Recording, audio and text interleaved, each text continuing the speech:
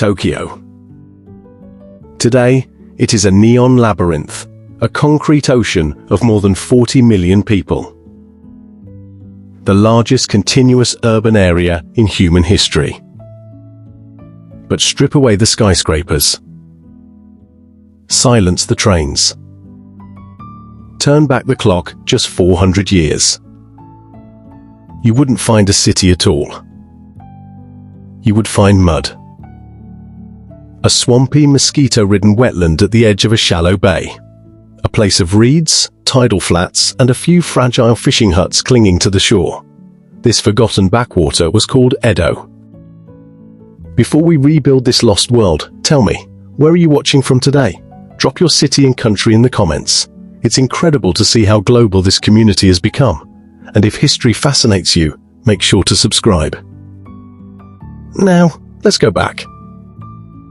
Japan, 1603. After centuries of brutal civil war, Japan finally falls silent.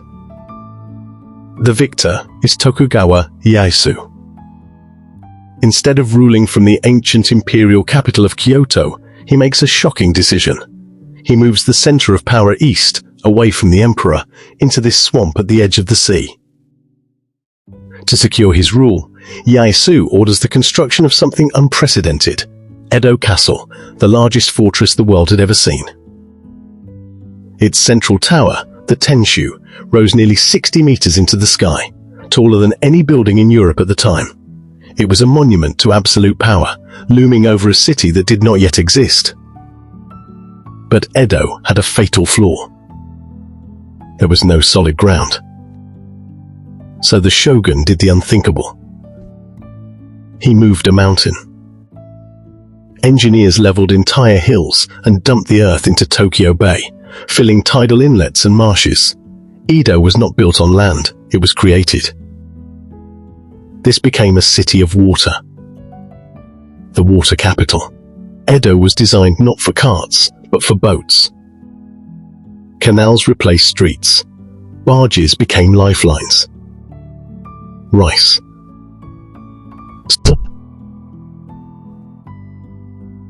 All flowed through a vast aquatic network that fed the growing city. At its heart stood a single wooden bridge, Nihonbashi. This was not just a crossing, it was the literal center of Japan. Every road in the country began here. All distances were measured from these planks of wood, the nation's 0 point. Stand here in the year 1650, and the entire social order of Japan passes before your eyes. Samurai, monks, merchants, pilgrims, spies. Everyone crossed paths here. The whole country compressed into one bridge. A city that exploded. Edo's population didn't grow naturally, it was engineered. Under a law called Sankin Kotai, feudal lords were forced to live in Edo every other year, leaving their families behind as hostages.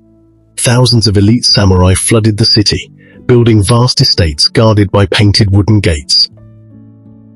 By the early 1700s, Edo reached 1 million people. Larger than London. Larger than Paris. The largest city on earth. The samurai lived on the hills. The commoners, the chonin, were packed into the low city.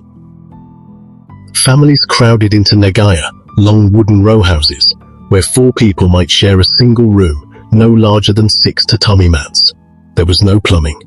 The air smelled of grilled eel, soy sauce, and the unavoidable stench of a city without sewers. Yet Edo was astonishingly clean. Human waste was collected daily and sold to farmers as fertilizer. Nothing was thrown away. Edo recycled everything. Fast food and the birth of sushi. With thousands of single laborers building the city, Edo invented something new: fast food. Here, on muddy streets and canal banks, a humble dish was born. Sushi. Not luxury sushi, but street food. Massive pieces of rice topped with fish marinated in soy sauce to prevent spoilage. 3 times the size of modern sushi.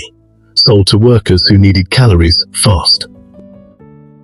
Alongside tempura and soba noodles, this food powered the rise of the megacity. The floating world.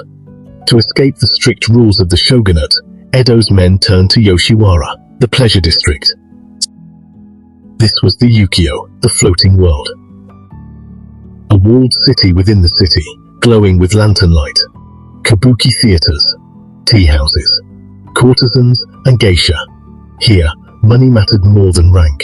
Samurai status meant nothing.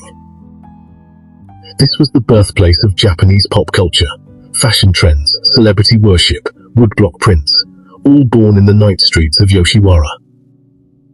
A city of fire. That Edo was built of wood and paper. And it burned. Fires were so frequent, they were called the Flowers of Edo.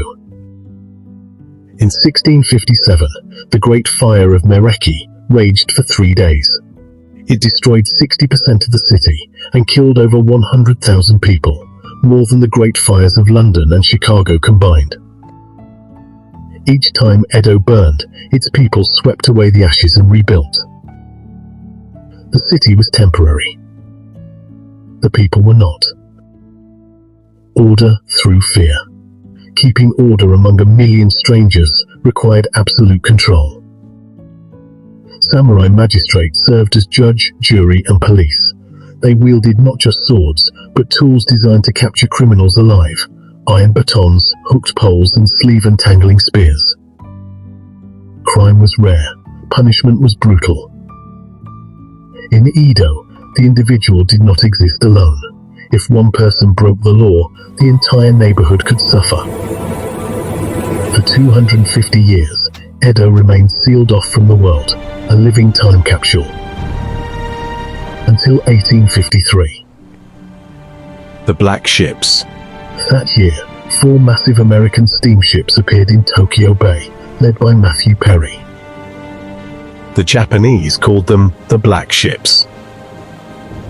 Their cannons rendered samurai swords obsolete.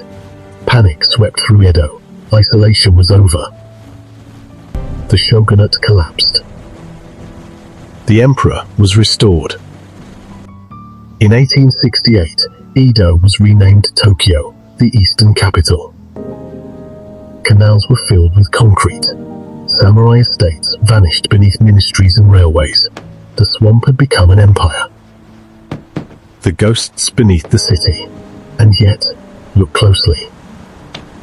In the curves of Tokyo's streets. In the lines of its subway tunnels. The ghost of Edo still lives beneath the concrete. If you enjoyed this journey into Japan's lost world, watch our reconstruction of London in 1872. Next, you won't believe what the streets look like.